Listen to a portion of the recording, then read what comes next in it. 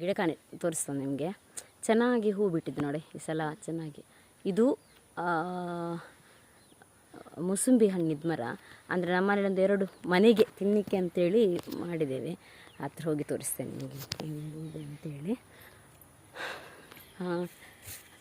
ಅಂದರೆ ನೋಡಿ ಈ ಸಲ ಅಂದರೆ ಯಾವಾಗಲೂ ಆಗ್ತದೆ, ವರ್ಷ ವರ್ಷ ಆಗ್ತದೆ.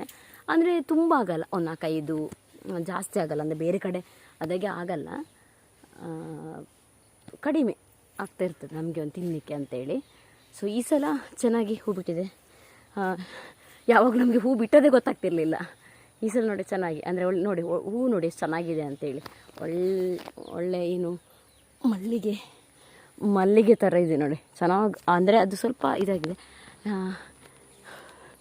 ಫ್ರೆಶ್ ನೋಡಬೇಕಾದ್ರೆ ಮಲ್ಲಿಗೆ ಗಿಡದಲ್ಲಿ ಮಲ್ಲಿಗೆ ಹೇಗೆ ನೋಡ್ತೀವಿ ನೋಡಿ, ಆ ಥರನೇ ಕಾಣಿಸುತ್ತೆ. ಚೆನ್ನಾಗಿ ಬಿಟ್ಟಿದೆ. ಸೊ ಇದೇನಂತೇಳಿದರೆ, ನಾವೀಗ ಅಂಗಡಿಯಿಂದ ತಂದು ತಿಂತೀವಲ್ಲ, ಅದಕ್ಕಿಂತ ನಾವು ಮನೇಲಿ ಮಾಡಿದ ಹಣ್ಣು ಚೆಂದ ಟೇಸ್ಟಾಗಿ, ಅದೇ ಸಿಹಿಯಾಗಿರುತ್ತೆ, ಚೆನ್ನಾಗಿರುತ್ತೆ. ನೋಡಬೇಕು ಈ ಸಲ ಎಷ್ಟು ಹಣ್ಣು ಆಗುತ್ತೆ ಅಂಥೇಳಿ. ಸೊ ಆದರೆ ನಾನು ವಿಡಿಯೋ ಯಾಕೆ ಮಾಡಿದ್ದೀನಿ ಅಂತ ಹೇಳಿದರೆ, ಅಲ್ಲೊಂದು ನೋಡಿ, ಒಂದು ಮೂಸಂಬಿ ಆಗಿದೆ ನೋಡಿ, ಇಲ್ಲೊಂದು ಆಗಿದೆ.